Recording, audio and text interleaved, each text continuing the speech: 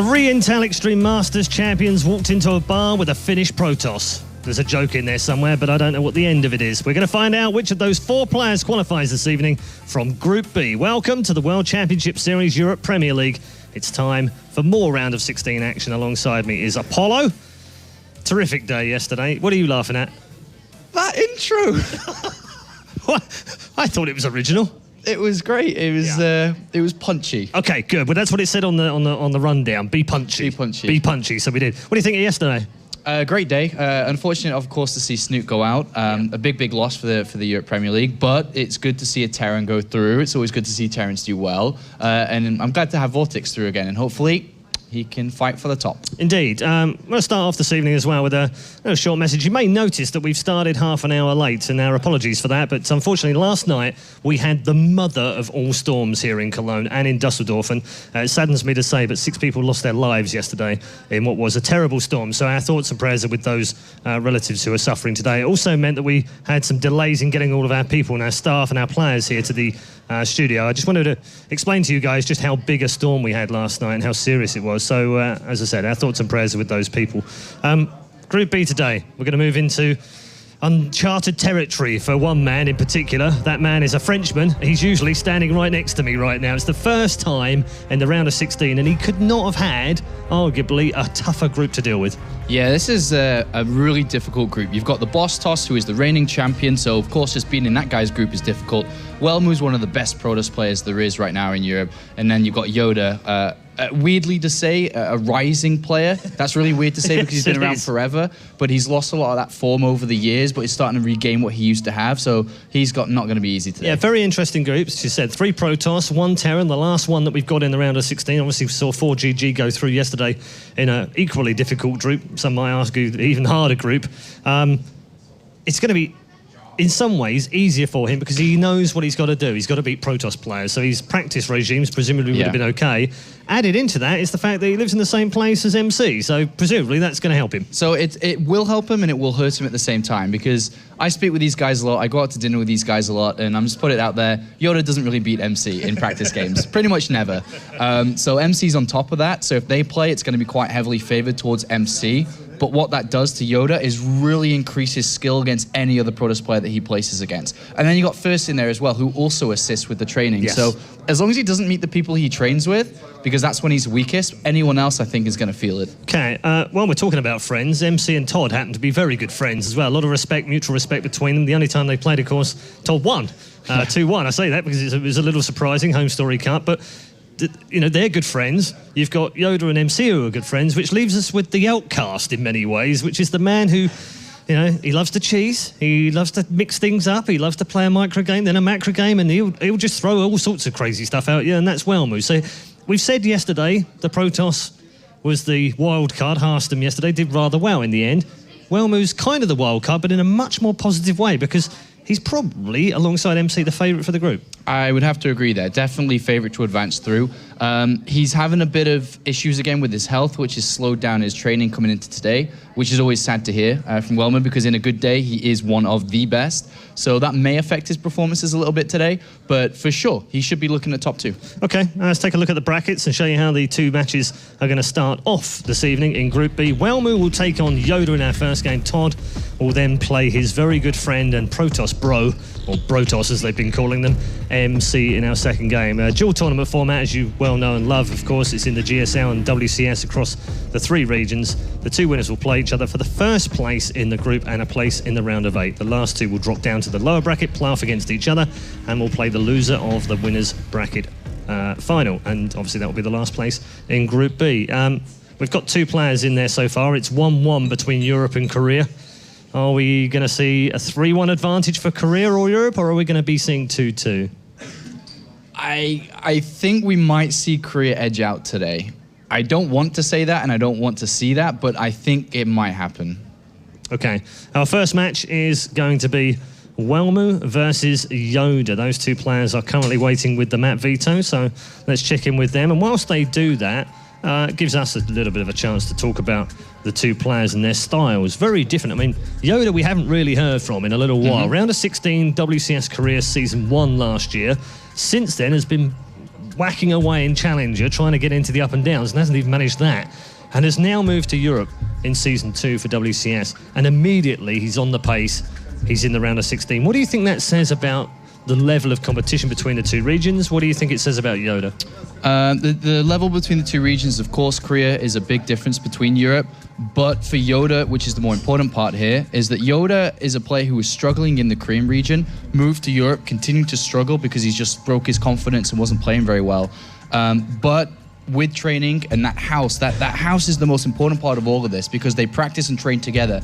That doesn't really happen in Europe at all, and it's making such a big difference to his game and his improvement on the ladder that he's starting to become the player, the champion that he used to be. Former Intel Extreme Masters champion 2013, MC winning it in 2012, Todd, by the way, winning it in 2007. Yes, his name is inscribed on the giant Intel Extreme Masters trophy as well, albeit for Warcraft 3. Matt, Vetoes have pretty much gone where we thought they would go. Waystation, merry-go-round, Autism, all gone. Habitation removed in there, though, and we're going to have King Sejong Station to open things up. Yeah, that's a pretty standard map pool. Frost and Overgrowth, of course, the two most popular, and then King Sejong, I like that in this matchup. If it was a different matchup, we might have seen Altazim in there, but Altazim's a really difficult map for Terrence against Protoss. Yeah, it's funny. So big. Yeah, and we saw yesterday, 4GG was like, you want to play on Autism? Play me on Autism, and then lost twice. So I didn't think that was perhaps the wisest map choice he could have had, but it is difficult for the Terran. So fairly balanced map pool for these two. Statistically, difficult really, because when you look at their statistics and their head-to-head, there's not really much in it. They played once, and it was in a team game. It was Team Story Cup. Welmu won that. That was in the middle of his I'm going to slay every Korean that I meet in a team game period that he had at the start of the year. Those sad bounty hunters. Yeah, absolutely. All in the same house, all got beaten by the same guy. Yes, they did. And Welmu, like I said before, it just kind of reiterates the fact that on a good day, this guy can beat anybody, whether it be the top Europeans or even the Koreans that live here in Europe. Yeah, his PvP right now, Welmu, 63.9%. Great stats from him. You see his win-loss record right now in WCS, 27-15. That's very healthy. It's a very healthy amount of games won against loss. His map's actually 37-28. It's not quite as good. Ranked 27 in WCS, and again, he's back for a 4th consecutive season in Premier League. And you remember he had all those massive struggles in Season 1 last year through qualifiers, trying to get in every time, eventually broke in. And since then, he has been an absolute mainstay here.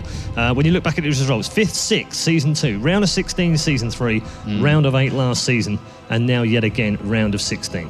It's crazy to think that Welmu is one of 2 players in the Premier League who is part-time and not full-time. He actually goes to university still, and is able to balance his time practicing with his health issues as well, and then studying. So it's really crazy to think that his level of consistency is not just Challenger Premier. It's not just the round of 32, it's round of 16 consistent. Yep, and that's 4 seasons incredible. in a row. Yeah. That's really difficult to do with the caliber of players that play here. Yeah, absolutely. If we could pick out a weak spot, it might be his PVZ, but luckily he doesn't have to put up with that tonight, so he's looking quite good. Yeah, really good. I mean, this guy, with me and Autosis, I remember the same day, it was probably the Intel Extreme Masters that we were talking about Welmu. We said, we looked at each other's eyes, just like I'm doing to you right now, and we said Welmu is the best PvP in Europe, because there's things that he's able to pull, the way that he understands the matchup. So if he can do well here against YoDa to then play a Protoss no matter what in the next game, he could even go first place. Okay, yeah, we've said he's one of the most creative European Protoss players, one of the most unpredictable. You can't really prepare for him, and we saw that yesterday as well. I think when we get over to the commentary team, I think they've got some sort of level of Welmu rating going on, and obviously he's going to be off the scale. YoDa, as we said, Challenger, 2 seasons in a row last year in WCS, really struggled in WCS career. Round of 16 was his best result last season. He's 12-14 in WCS matches, which, you know, by anyone's standards is a poor matchup. But I think we almost have to ignore that this evening. He's a dangerous player in his own right. We've seen what he can do when he's on form. He was in devastating form at the start of Heart of the Swarm when it first got released, and no one could touch him at that Intel Extreme Masters. He was hot. But since then, hasn't really gone his way. Yeah, he couldn't crack it in GSL. He moved here, struggled to even get to the round of 16, losing to Europeans, losing maps to them. Didn't have the best Home Story Cup this weekend. But overall, every day that goes past for YoDa, he's becoming stronger and stronger and stronger, and is becoming more like he used to be. And I've spoken to MC and First and Minsik, the manager of these guys. They all believe in him. They all believe that he could do this. Yeah, he's statistically, as we said, not particularly great right now, 12-14 all time. 6-5 this year, though, a little bit better. And versus Protoss, actually, a decent record. 5-2 is nothing to be sniffed at when you're TVP. Well, it's nothing to be sniffed at if you're Terran playing a Protoss player here, right, Red Eye? I would agree. If I had that kind of record against Protoss in the ladder, I'd be very happy. I think a lot of Terran players would be happy with that record. So let's hope you can kind of continue that trend and keep that win percentage up. All right, time to put your money where your mouth is. 4 players, 2 spots. Is it MC and Welmu, or are we going to see a surprise this evening? Oh, I hate this moment. MC first place, and I think it's going to be followed by first. Not first, YoDa, sorry. YoDa. 2 Koreans. So, 2 Koreans. both the Terrans 2 Koreans to go through to the round of 8, according to Apollo. Let's find out what our commentary team think of their chances of a Terran going through. I know one of them might be very keen to agree with Apollo. Here's the Muslim and Kalaris. All right, our first series of the day here in Group B, round of 16, as we have our Terran, our only Terran, in fact, going up against one of his first Protoss opponents. And the Muslim, you sure know a lot about Terran. I kind of do, but YoDa, he's like a new fella over to the scene, and he's in a tough group, like a really tough group. You have MC that's a bit of a rock star. He can do anything to Terrans. Welmu's very good against Terrans, kind of like a mini MC in that respect. And then you have Todd, that also very solid all around, but Terran is his weak spot, so he definitely doesn't want to be going up against YoDa, but it's a really, really hard group for YoDa. Really is. I think it's a tough group overall. Oh, yeah. You know, Todd he could have been considered the weakest link going into this, but still, the performances that he showed in the round of 32 were nice, and he's been increasing his level time and time again. I don't want to say too many nice things about Todd, otherwise, you know, I would just be... He'll never let you live it down. Exactly, you know? yeah. But you are totally right. Todd has been doing so much better. It seemed like when Todd first switched over to StarCraft 2, he was doing okay, doing his fair share, but, you know, he was a Warcraft 3 legend. He's meant to do at least okay. Yeah. But just recently, when he started doing a bit of both, the commentating lock and the playing, DreamHack Bucharest that happened, he had a group with Golden and Jadong, and everybody's like, oh, it's the hardest group. Sorry, man. Like, I think YoDa was in that, but he just obliterated the group, got to top 16 and stuff. So he's definitely been doing a lot better, and now he's in the top 16 at WCS as well. So Todd's on fire, actually. He really is playing very, very well. Yeah, and I think overall, I've spoken to Todd a lot. I mean, we speak to him a lot when he's at these events and things, casting and commentating as well. From your own personal experiences of commentating, does that help your play at all? It certainly does, actually. Like, most people say, like, it takes time away from practice, which is true. But also, it gives you a different perspective on everything. Yeah, you can slowly study players and really see what they do against other players. And how often do I really get to watch a YoDa replay on 1x speed live with, like, nerves taken into account and stuff? I really get to see things from his perspective and see how he deals with it. So it's a learning progress. And, you know, playing more helps your casting, and casting more helps your playing. So it's really good for you. All right, well, let's focus down now on our first series of the day. We are good to go into King Sage on Station for our first map. And as always, it will be followed by Frost and Overgrowth, 2 of our very, very standard maps that we're seeing all day yesterday. Probably going to see a lot of them today. Welmu versus YoDa as our first series, as we have spawning down to the bottom right-hand corner as our Red Terran. Hailing from Korea, not on any team just yet, it is YoDa.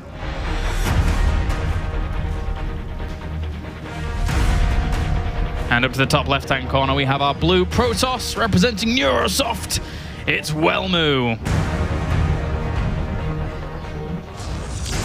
Yeah, so first map, King Sejong Station for TVP. One of the initial things I can talk about this map is oracles, and just the fact that you can proxy on anywhere on the map. Like, is Welmu an oracle player? He actually isn't so much. I'm going to talk more about Welmu's style in particular later on, but one of the things about this map is you can enter the main from either the left side, the top, or just straight through the natural kind of thing. So there's many exits, many entrances, which makes it very hard to know where the oracle's coming from, very hard to stop it. So quite a nice map for oracles. But Welmu, he is usually a robo player. He loves his Colossi pushes. He can play 3 base, he can play 2 base.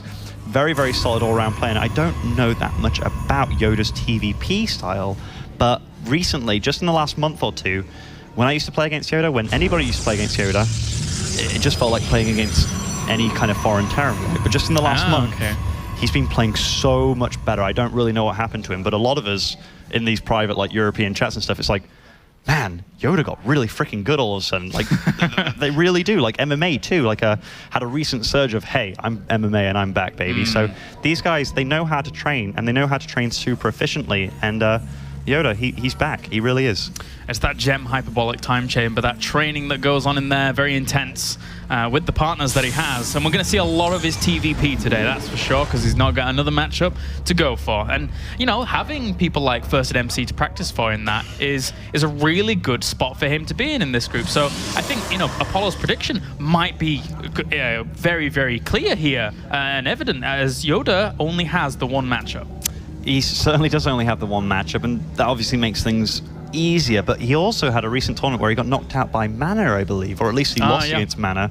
That's what Welmu said in his pre-game quote. But yeah, losing against Mana, he's obviously a very decent European Protoss, but this gives these 3 other Protossers in his group something to study and something to go off, which are not looking that good, you know? No. Now, it's funny that we actually have Welmu as our opening player here, because all yesterday we were talking about our metrics of Welmu that you seem to have when you were comparing a Protoss going up against a Terran in this matchup. So you were very kind of very vocal about him being, you know, going for 2 base pushes and things like that. Is that something that we could see here against YoDa? I'm pretty sure we will see that against YoDa. Yeah, Welmu's the best at it. Like most Protossers feel like, what can I do with these 2 or 3 Colossi? Whereas Welmu, he knows what he can do with those 2 or 3 Colossi, and his force fields are always on point. If there's anything that I would critique about Welmu, it's probably doesn't play a macro game enough that you kind of know an all-in is going to be coming at you. But here we see YoDa's going for a very, very economic build. So the 1-Rax Reaper, straight into, he's looking for proxy pylons here, so he's playing very safe. He knows what his opponent's up to, which is a 1 gas Nexus expand, which is totally cool. Welmu, though, here going for a Twilight Council, which is sneaky and is very indicative of a Blink play, but also he knocked me out with DT plays in the round of 32. Yeah, actually, you beat me to the punch. I was going to say he did really well in the round of 32, and he eliminated 2 EG players, but you already got there. Darn. You know, he only got through with a 2-1 win, you know, so we almost had him, but that just shows how good Welmu really is, you know. Yeah, there you go. There you go. You saved yourself really well there. I had to try. But yeah, Blink play coming in here for Welmu, and this map, there's you can enter the main from 2 sides, as we talked about oracles, but you can also pressure the natural, so the ramp at the natural, and then there we have it, the ramp at the natural, but also you can choose to just enter the main just below that. So there's a few ways that you can attack, and is this going to be an all-in from Welmu? Well, Blink isn't necessarily an all-in, you can just do a little bit of pressure play. And here, the Reaper is denied, does scan, gets a really good scan there actually. So he does see that it is Blink play. And that's immediately a nice thing for YoDa. Throws down a 3rd barracks, and now he knows that he can't really move out and do anything too crazy, but knows to put up bunkers. Yeah, I mean, you illustrate it perfectly in the there can still be that middle ground for Welmu where he's not going for an all-in, but there's a lot of gateways going down, so this might still be very aggressive here for Welmu. This is an all-in by Welmu. Yeah, well. 5 more gateways going down for him. I mean, YoDa, he scanned the 2 extra gateways going up, so he saw 3.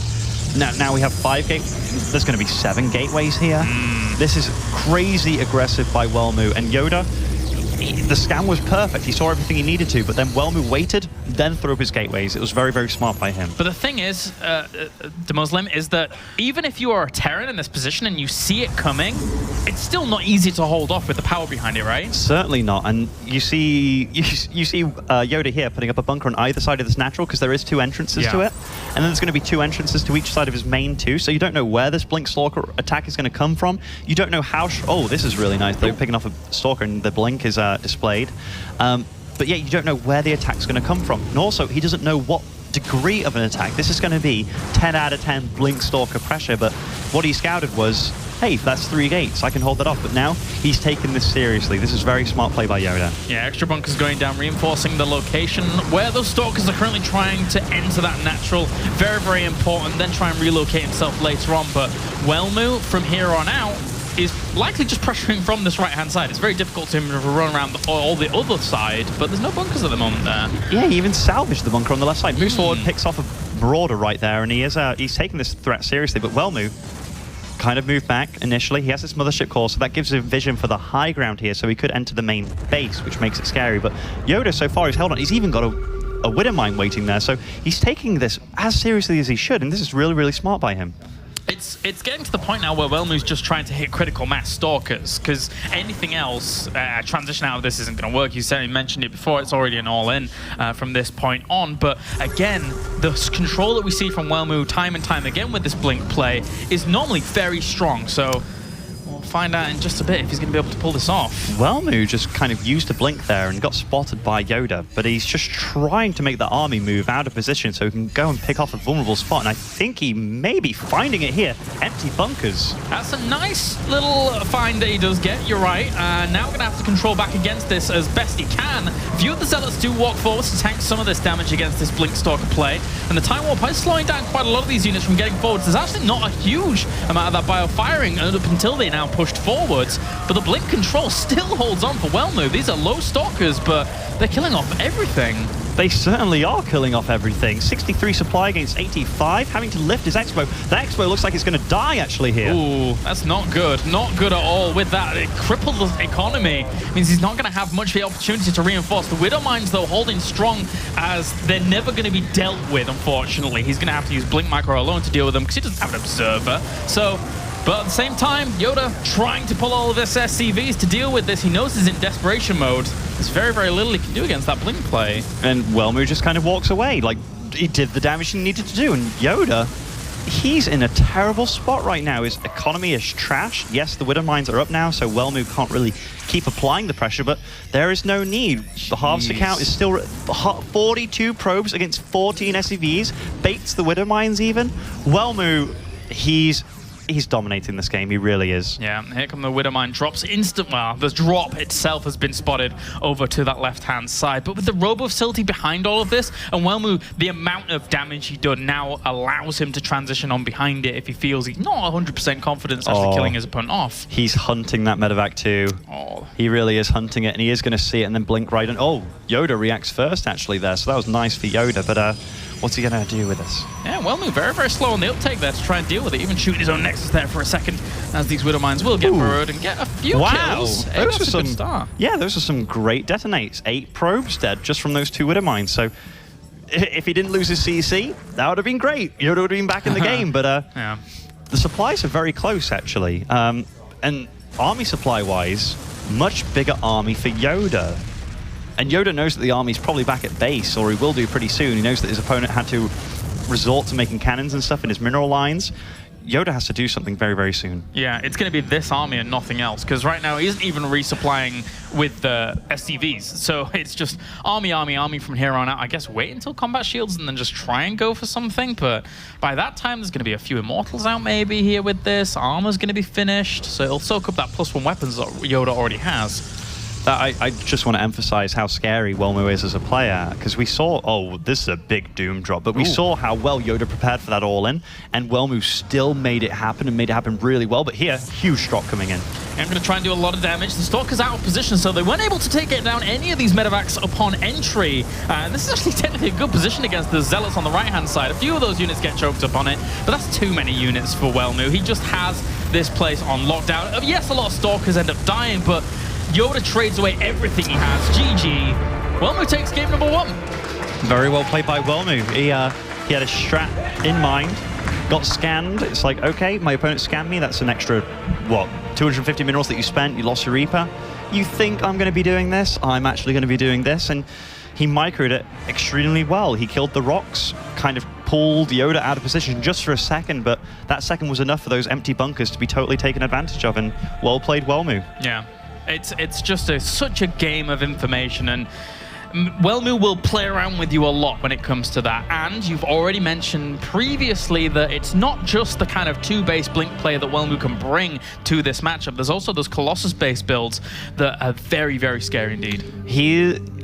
What makes a Protoss scary is not him being super solid. Like when you see the Rain, like the SKT Rain, when he first came onto the scene, he was solid and nobody could penetrate him. But over time, once people can predict you, you kind of fall off a little bit just because you have to. If you know what your opponent's doing, if you know the next page of his play, you can cut corners, you can work around that. But Welmu, you never know what he's going to do. You always have to play safe, and you can never cut those corners. And as soon as you do, he's going to take full advantage of you.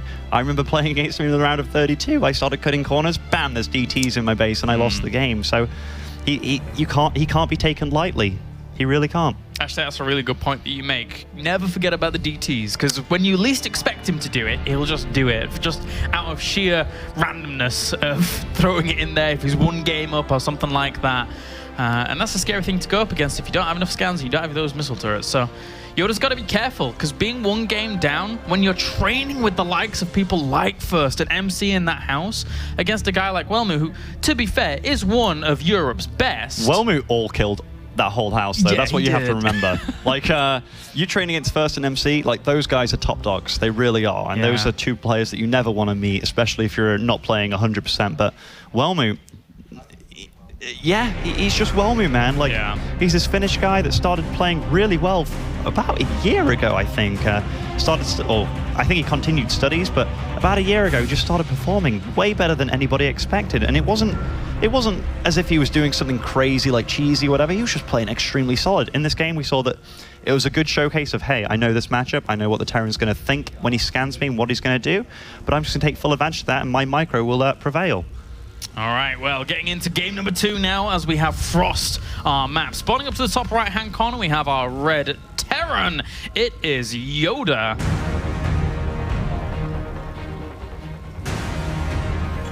And up to the top left, we have our blue Protoss. Representing Neurosoft, it's Welmu. And just to talk about these spawns a little bit. So we have the Protoss spawning in the top left of Frost and the Terran in the top right. Immediately, we can talk about they're pretty close, which on this map, you don't really want to be close to Welmu, but in any normal situation, when you have a Protoss that plays rather passively, this gives you the option where you can attack his natural with just normal play, or you can drop his main. They're both pretty susceptible. Also, which third is the Protoss going to take? Well, he has to take the one that's south of his natural, which is also fairly open. And then getting down here to defend your third, your main, like you have to leave Stalkers behind. So it puts the Protoss in that position where it's he can't have his whole army together. So if the Terran chooses to focus on one spot and one spot only, and you're trying to defend both, you're in a world of trouble. Here, YoDa immediately starts off with a CC first. So kind of a ballsy play by him. And we have 2 gases going down for Welmu straight away off the back of everything going on here. And this gives Welmu a lot of options. And again, it's something that MC likes to do and keep his opponent guessing if they come in. Watch how Welmu applies or adds his probes to these gases, by the way. It's the strangest thing. Because it won't be like, oh, 2 straight away. It'll be like, oh, I'm waiting for my rally point probes to fill it up. So it's very well timed out. But when you get to his base and then you see, like, let's say there's 3 guys on one gas, 2 guys on the other, you really have no idea what he's going to do with that, because if he had them on for the whole time, then he could be doing some crazy all-in on you. But Welmu, as you can see, he applies them very slowly and very methodically, kind of waits for those rally points. And now we have 2 on each. But yeah, he's a scary player. You can't read him. You can't read him. Yeah, and YoDa, unfortunately for him, has sent his SCV the wrong way. He's going to scout his opponent last. So whilst he has on those 2 barracks behind all of this. So he's going to be in the dark. It's going to be very difficult to really see what's going on, aside from maybe poking in and seeing a natural, but even that's going to be difficult. It's almost fortunate, given that if he did get into that base and he sees the 2 gaps, no, it's never fortunate. Like, he's gonna, when he gets to that base, he's going to see the Nexus, which is a relief, because then you know, hey, this guy isn't going to one base kill me. Which when you go CC first, you are susceptible to. Like, the Marine count's going to be low for a while. Getting a 3rd Rax before any gases, that's nice. Welmu will scout this almost immediately, though, so he'll know what he's up against. Yep, pokes in, sees that command center finished and good to go on the natural, so he knows what's going on. And from there on out, I mean, Welmu is just pretty well set up. Do you think that Welmu would go for even something like a Star? I know he's not really happy with normally going for a Stargate. Well, there's the Robo. I can't remember playing Welmu when he went Stargate, actually. Like, most of the games when I know for sure it's Welmu, given that everybody plays on barcodes, he usually, when he beats me, it's usually with something like a 2-base Blinkstalker all in, 2-base Colossus all in. Yeah. it's usually when I'm thinking he's going to take a third base. So here, will that SCV see the Nexus? It does see the Nexus, so that's always nice for YoDa. Knows he doesn't have to worry and throw up an engineering bay, throw up turrets everywhere and bunkers everywhere. One bunker at the front is always safe. He's got his third barracks up now, making a tech lab. Totally standard play from these two so far. From Welmu as well, just adding on an extra gateway here. I think he could have played it even a little bit more greedy, but he has to be careful of the fact that YoDa is and does have a lot of production capability behind these 3 gateway barracks even. Stalker's going to poke forwards and see the lack of, well, just a bunker really. That's about it. Bunker with 1 Marine in, given that he didn't take too much damage. A scan goes down for YoDa. What does this see? He sees the Robo. That's big. Sees the second gateway. Second gateway doesn't really tell you much. In fact, doesn't really tell you much at all. Given that he can't see these gases, he won't be able to scout further. He didn't go for a Reaper build. 2 gases on the Expo. This is, if he scanned here, if he got that whole spot with the Robo, this would be very indicative of a 2-base Colossi all-in. Well, there's the Robo bait, saving up the gas very quickly for that, and that does get planted down. Now we have YoDa. We're going to have to see what he's going to be up to. But to his credit, you know, there's going to be a lot of bio out to try and defend something, but it just gets a bit completely nullified once those Colossi come out. And there's Twilight Council as well. And again, this is something that right now we're not seeing a Forge. So this could still be the Colossus push with even Blink in accompaniment to deal with any kind of Vikings that will come along as well. And right there, the Twilight Council coming out. So this is going to be a lot of Blink Stalkers and Colossi from the looks of it. It's the only thing that these things lead into. And one of the things that's really strong about Welmu, when he leads into this kind of Colossi build, he has several builds that get to the same point, just in different ways. Yeah. And I mean, you never know what you're up against. Double Forge coming out now. So, yeah, you see Welmu sometimes go with the single Forge and he gets the upgrades 1 or +1 armor, then +1 attack, then he goes. But +1/+1 finish, or going to be finishing at the same time. Does he then wait for +2/+2, then goes, +1/+1, then gets an Expo? You never know, you never know. And as a Terran, YoDa moving out now, it's a pretty nicely timed move out before the Colossi is on the field, so could do quite a bit of damage with this. Well, it's going to be seen a little bit by that Observer, and he doesn't really have a whole lot of units. Throat and Overcharge is going to have to do a lot of work against these initial Marines poking forwards. Hallucinates a Colossus to try and scare his opponent here. It walks forwards, and by the looks of things, YoDa just does not want any of that. That's a bit of a win. Like, even though it was smart by Welmu because he didn't want to take a fight, given that he knew he'd lose it, his real Colossi is not out yet. That's a bit of a win for YoDa there. That's quite a lot of energy used on the Sentry itself, never mind the Mothership Core, but that's pleasant. Whether he knows what he's up against yet, which he had to have studied YoDa. I mean, had to have studied Welmu a little bit. Third base on the way. Upgrades still pretty decent by both of them. +1 on, almost finished by YoDa. That will lead into +1 armor. 4th and 5th barracks. Yeah, he's playing safe. He's playing cautious. Viking production has started as well. How many medevacs are on the field? So 2 medevacs, then starting his Viking production. He's not taking Welmu lightly. This is smart play by YoDa. He's got to be very careful, though, because Chrono Boost was almost in its entirety being focused down onto that 1-1, and it's going right in there again, whilst all those pylons litter the field down to the bottom right-hand corner. So, Welmu, there's no more probes in production, you know. This could look very, very scary for YoDa as time goes on. It certainly does, and there's one spot that you never want to fight in as a Terran, and that is at your natural on this map. You can hold it off with 3 force fields, and with that bunker in the middle, well, he's setting up bunkers now, but you can hold that off with just 3 force fields. Your Colossi will do all the damage. Your Blink Stalkers, you pick off the Vikings, blink back, and this scan by YoDa, he sees the army that he's up against. He sees that it isn't out on the map or anything, and yeah, you have to start being a bit worried. But Welmu goes for a 3rd base. And starts pro production again. So just playing very, very safely across 2 base to try and deal with anything that YoDa would throw at him. But realistically, YoDa's shown no tendencies of aggression in this game, apart from that poke out of the front end, the natural, and that's it. No attempt to drop, no nothing. Yeah, no attempt. And I mean, Welmu's the kind of guy that could cancel this 3rd and then move out. If he does enough damage here, I wouldn't be surprised if we saw that from him. And his army is certainly behind, making a Warp Prism now too, so could he be just hoping to pressure the front? That's nice for YoDa. But this could also be nice for Welmu if he just chose to cancel it. But going for charge here? No, Welmu's going for the late game. Yeah. He's confident in his play. That's nice. I love it when you see a player that's won a first map with an all-in, goes into the second game with a macro build that could have been an all-in, just very, very confident about his own play. But YoDa, I like what he's doing too. He was very worried about Welmu's aggression, set up 5 barracks and 2 starports before even lifting his 3rd. So the threat was there. Welmu played it and made his opponent cautious, made him nervy, and made sure he played honest. So Welmu got to this 3-base play, not in the necessarily most economical way, but he did it in a way that scared YoDa enough that YoDa put himself behind. Yeah. So, like you don't necessarily have to do the most crazy economic greedy play.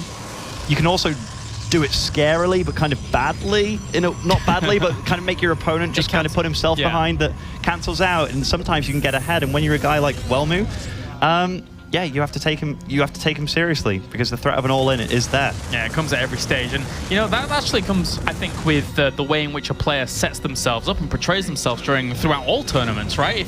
If he's always going for like aggressive plays, and then all of a sudden you start progressing into those macro games, as YoDa, you've always got to feel on the back. You've always got to feel that little bit nervy. You do. That was nice by Welmu too. So there's an observer that saw that army move out. YoDa, very fortunately for him, saw the blur. So it's when Korean Terrans play against Protosses, they see these blurs out of nowhere. I don't know how they do it, but Welmu was waiting for those medevacs to load up with those stalkers and was going to bop them. So very, very nice play by both of them.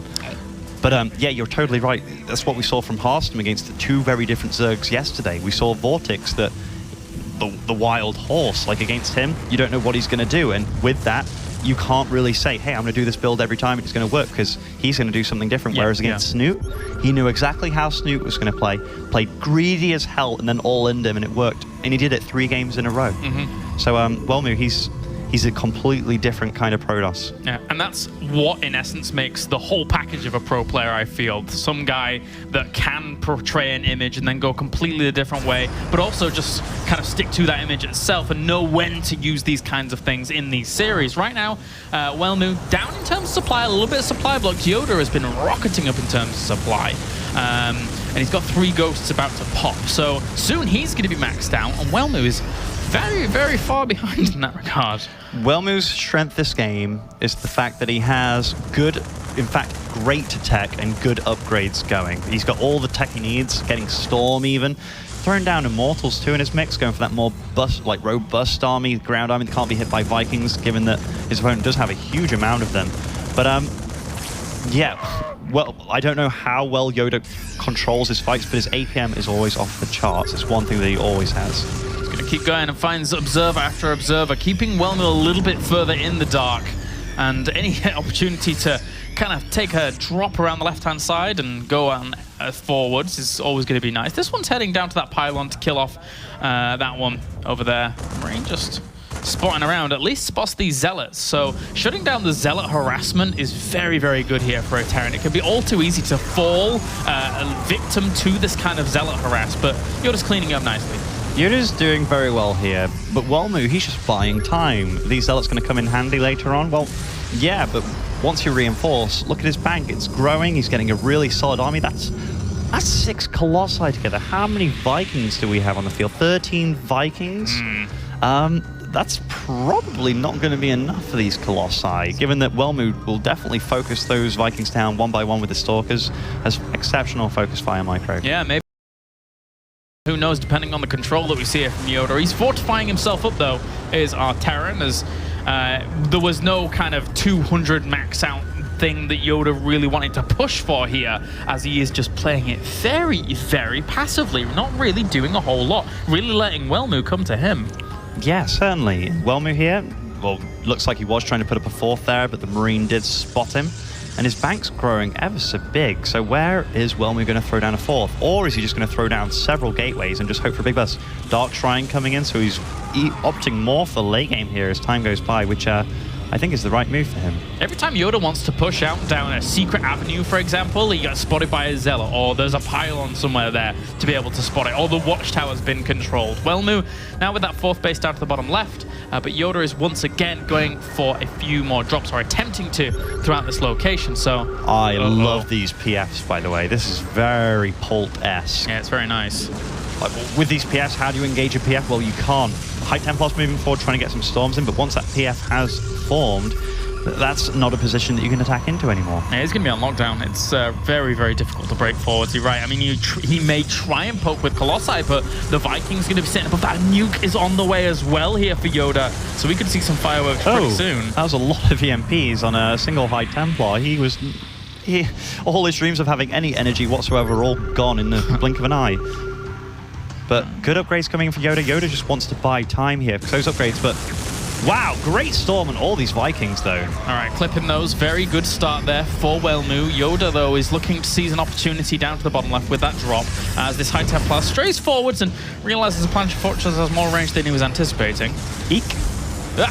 And poor Ghost ends up dying for his troubles as well. Cloak! To say Welmu's against the Planetary Fortress here, he's trading ever so well. All right. And YoDa's being a little sloppy. That Ghost was to test if there was an observer there. He found out, yes, there was an observer there, as they have... Oh, actually, that's technically a nice place for a force field, but still Cloak Ghosts trying to EMP everything. He gets a lot of those High Templars there, actually, at the very, very front of that, and that was all of his High Templars in this army by the looks of things. I can't see a High Templar left with energy and defensive nuke going down. If he lets that go down, it's going to hit his PF, so should cancel that pretty soon. But yeah, the High Templars are gone. This isn't half as scary an army anymore. Those were very important EMPs. It really takes the wind out of Welmu's sails in that frontal position. So more nukes are on the way. YoDa still playing this out pretty defensively, allowing the Protoss to come to him.